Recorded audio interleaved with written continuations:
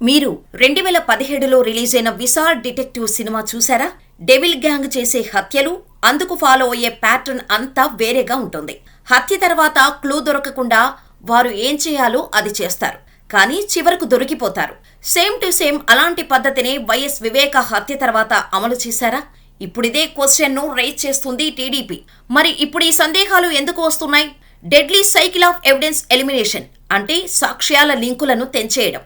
ఒక హత్య తర్వాత ఆ కేసును ఛేదించాలంటే సాక్షులే కీలకం. వారి స్టేట్మెంట్ ఆధారంగానే కేసు దర్యాప్తు జరుగుతుంది. వివేక హత్య కేసును సిబిఐ దర్యాప్తు చేస్తోంది. హత్యలో పాల్గొన్న వారిని, సాక్షులను ఒక్కొక్కరిని ఎలిమినేట్ చేస్తే కేసు ముందుకు కదలదు. ఇదే విషయాన్ని సూత్రధారులు పసిగట్టారు.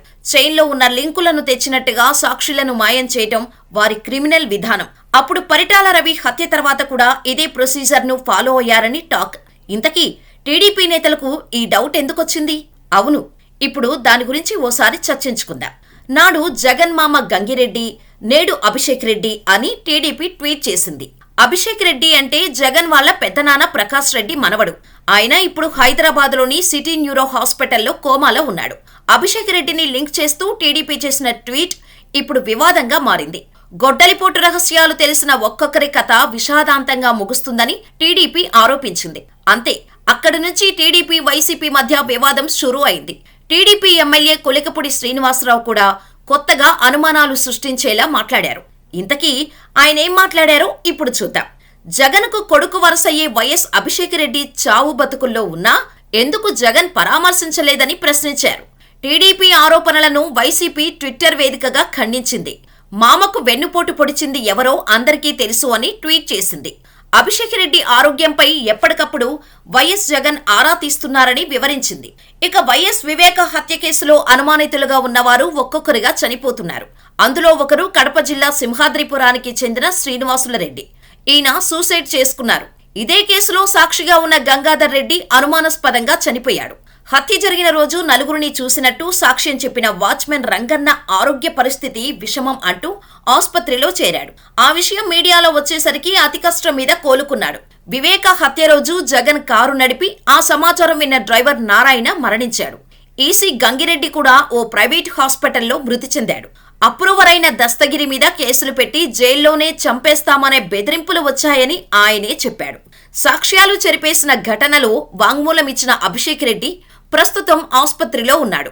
వివేక హత్యపై కేసు పెట్టి పోరాడుతున్న సునీతకు సోషల్ మీడియాలో ద్వారా బెదిరింపులు వస్తున్నాయి.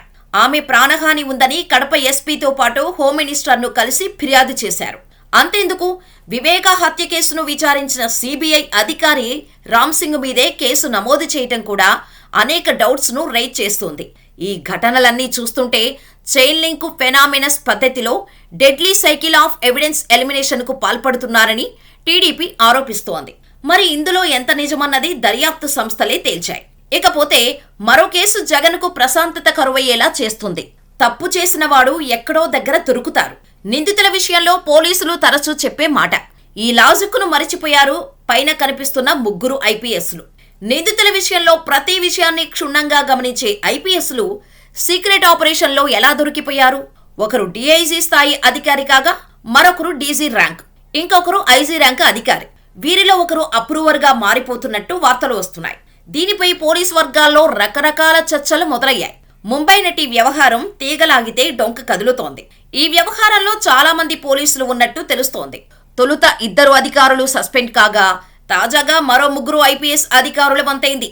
ఈ జాబితాలో మరో 4 అధికారులున్నట్టు పోలీస్ వర్గాలు చెబుతున్నాయి. ఐపీఎస్ అధికారులు సీక్రెట్ గా సాగించిన ఈ ఆపరేషన్ ఎలా ఫెయిల్ అయింది అనే దానిపై రకరకాలుగా చర్చించుకుంటున్నారు.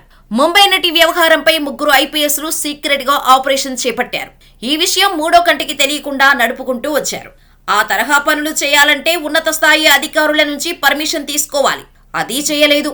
విమాన ఛార్జీలు సైతం సొంతంగానే పెట్టుకున్నారు. బిల్లుల క్లెయిమ్ చేయలేదు. సీక్రెట్ ఫండ్ నుంచి ఐపీఎస్లు మనీ తీసుకున్న సందర్భాలు లేవు. ఆ తరహా ఫండ్కు ఎలాంటి లెక్క ఉండదు. ఇదే వాళ్లని దోషులుగా చేసినట్టు కనిపిస్తోంది. మాజీ ఇంటెలిజెన్స్ చీఫ్ ఒక్కరు మాత్రమే సీక్రెట్ ఫండ్ ను ఉపయోగించినట్టు తెలుస్తోంది. దీంతో అసలు గుట్టంతా బయటపడింది. ఈ ఎపిసోడ్ మొత్తం ఐపీఎస్ అధికారి ఆంజనేయుల చుట్టూ తిరుగుతోంది. ఐపీఎస్ లో ఒకరు అప్రూవర్ గా మారినట్టు తెలుస్తోంది. దీంతో తీగలాగితే డొంక కదులుతోంది. అప్పటి మాజీ సలహాదారుడి మెడకు చుట్టుకునే అవకాశం ఉన్నట్టు చిన్నపాటి చర్చ అప్పుడే మొదలైపోయింది. సస్పెండ్ అయిన ఐపీఎస్ అధికారులకు ప్రభుత్వం పోస్టింగ్ ఇవ్వలేదు. చంద్రబాబు సర్కారు అధికారంలోకి వచ్చిన తర్వాత వీరికి దూరంగా పెట్టింది. ఈ వ్యవహారంపై మాజీ సీఎం జగన్ ప్రధాని మోడీకి సైతం లేఖ రాశారు. అయినా ఫలితం లేకపోయింది. కొత్త ప్రభుత్వం దర్యాప్తు చేస్తున్న కేసులకు ఆయా అధికారులకు అడ్డంకులు సృష్టిస్తున్నట్టు తేలింది. ప్రతిరోజు డీజీపీ ఆఫీస్కు రావాలంటూ ఆదేశాలు జారీ చేశారు ఉన్నతాధికారులు. వరదల నేపథ్యంలో ఆయా అధికారులు పత్తా లేకుండా పోయారు. సస్పెండ్ అయిన అధికారులకు కొద్ది రోజులుగా నిధుల సమస్య వెంటాడుతున్నట్టు తెలుస్తోంది. కొంతమంది సహాయం చేసినట్టు అంతర్గత సమాచారం.